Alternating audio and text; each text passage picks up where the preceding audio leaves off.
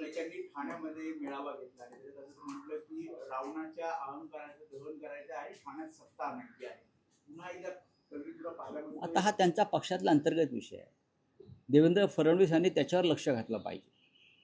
मी जे म्हणतोय की त्याच्या विरोधी पक्षाला जे आता एका उपराष्ट्रपती पदाच्या निवडणुकीवरून, बघा तुमच्याकडे बहुमत होतंच ना, आम्ही कुठे म्हणतो नाही, तुमच्याकडे 40चं बहुमत होतंच, त्याच्यामुळे आम्ही तोंडावर पडलो वगैरे. तुम्ही तोंडावर रोज पडताय ते बघा.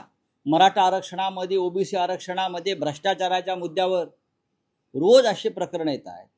रोज तुमच्या पक्षामध्ये, फक्त तुमच्या आघाडीमध्ये आता कॅबिनेटला गँगवॉर व्हायचंच बाकी आहे. ठाण्यात तर होणारच आहे, नवी मुंबईत तर होणारच आहे. रिव्होल्युशन होणार आहे ठाणे आणि नवी मुंबईत, क्रांती.